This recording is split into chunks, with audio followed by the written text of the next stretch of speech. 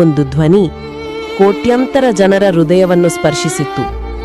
ಒಂದು ಹಾಡು ಎಷ್ಟೇ ವರ್ಷಗಳು ಕಳೆದರೂ ನಮ್ಮ ನೆನಪುಗಳಿಂದ ಮಾಸಲಿಲ್ಲ.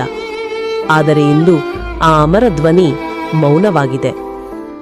ನಮಸ್ಕಾರ ಸ್ನೇಹಿತರೆ, ನೀವು ನೋಡುತ್ತಿರುವುದು ಮಹೇಶ್ ಎಕ್ಸ್ಪ್ಲೇನ್ಸ್. ಇಂದು ನಾವು ಮಾತನಾಡುತ್ತಿರುವುದು ಕೇವಲ ಒಬ್ಬ ಗಾಯಕಿಯ ಬಗ್ಗೆ ಅಲ್ಲ, ಭಾರತೀಯ ಸಂಗೀತದ ಇತಿಹಾಸದಲ್ಲಿ ಅಲಿಸಲಾಗದ ಹೆಸರಾಗಿರುವ, ಕೋಟ್ಯಂತರ ಜನರ ಮನಸ್ಸಿನಲ್ಲಿ ಎಂದೆಂದಿಗೂ ಜೀವಂತವಾಗಿರುವ ಎಸ್ ಜಾನಕಿ ಅವರ ಬಗ್ಗೆ. ಅವರ ನಿಧನದ ಸುದ್ದಿ ಕೇಳಿದ ಕ್ಷಣದಿಂದಲೇ ದೇಶದಾದ್ಯಂತ ಅಭಿಮಾನಿಗಳು, ಸಂಗೀತಗಾರರು ಮತ್ತು ಕಲಾವಿದರು ತಮ್ಮ ದುಃಖವನ್ನು ವ್ಯಕ್ತಪಡಿಸುತ್ತಿದ್ದಾರೆ. ಏಕೆಂದರೆ ಒಂದು ಧ್ವನಿ ನಿಂತರೂ ಆ ಧ್ವನಿಯ ನೆನಪು ಎಂದಿಗೂ ನಿಲ್ಲುವುದಿಲ್ಲ. ಸ್ನೇಹಿತರೆ, ಎಸ್ ಜಾನಕಿ ಅವರು 1938ರ ಏಪ್ರಿಲ್ 23ರಂದು ಆಂಧ್ರಪ್ರದೇಶದಲ್ಲಿ ಜನಿಸಿದರು. ಬಾಲ್ಯದಿಂದಲೇ ಸಹಜವಾಗಿ ಸಂಗೀತದ ಮೇಲೆ ಅವರಿಗೆ ಅಪಾರ ಆಸಕ್ತಿ ಇತ್ತು. ದೊಡ್ಡ ಹಿನ್ನೆಲೆ ಅಥವಾ ಶ್ರೀಮಂತ ಕುಟುಂಬವಿಲ್ಲದೆ ತಮ್ಮ ಪ್ರತಿಭೆ ಮತ್ತು ಕಠಿಣ ಪರಿಶ್ರಮದ ಮೂಲಕ ಅವರು ಸಂಗೀತ ಲೋಕದಲ್ಲಿ ತಮ್ಮದೇ ಆದ ಸ್ಥಾನವನ್ನು ನಿರ್ಮಿಸಿಕೊಂಡರು. ಚಿತ್ರರಂಗಕ್ಕೆ ಕಾಲಿಟ್ಟ ನಂತರ ಅವರ ಧ್ವನಿ ಜನರ ಮನಸ್ಸನ್ನು ಗೆಲ್ಲತೊಡಗಿತು. ಕನ್ನಡ, ತಮಿಳು, ತೆಲುಗು, ಮಲಯಾಳಂ, ಹಿಂದಿ ಸೇರಿದಂತೆ ಅನೇಕ ಭಾಷೆಗಳಲ್ಲಿ ಅವರು ಸಾವಿರಾರು ಹಾಡುಗಳನ್ನು ಹಾಡಿದರು.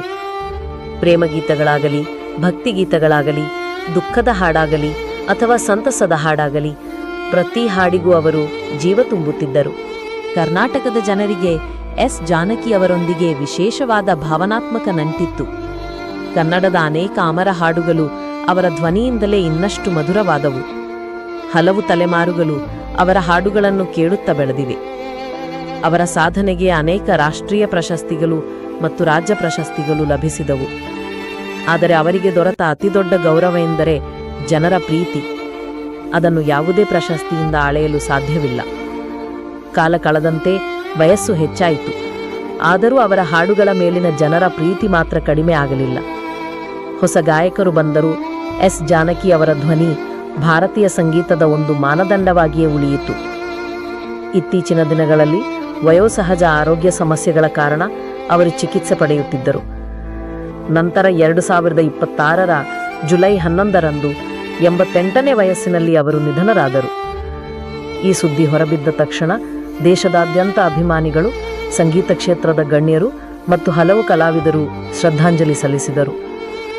ಸ್ನೇಹಿತರೆ, ಒಬ್ಬ ಕಲಾವಿದ ದೇಹದಿಂದ ದೂರವಾಗಬಹುದು, ಆದರೆ ಅವರ ಕಲೆ ಎಂದಿಗೂ ಸಾಯುವುದಿಲ್ಲ.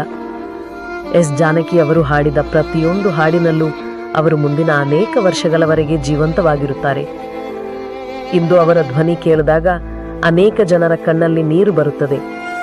ಏಕೆಂದರೆ ಅದು ಕೇವಲ ಒಂದು ಹಾಡಲ್ಲ, ಅದು ನೆನಪು, ಅದು ಒಂದು ಕಾಲ, ಅದು ಒಂದು ಭಾವನೆ.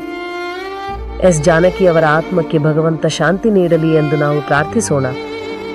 ಈ ವಿಡಿಯೋ ನಿಮಗೆ ಇಷ್ಟವಾದರೆ ಒಂದು ಲೈಕ್ ಮಾಡಿ. ನಿಮ್ಮ ನೆನಪಿನಲ್ಲಿರುವ ಎಸ್ ಜಾನಕಿ ಅವರ ನೆಚ್ಚಿನ ಹಾಡನ್ನು ಕಾಮೆಂಟ್ನಲ್ಲಿ ತಿಳಿಸಿ.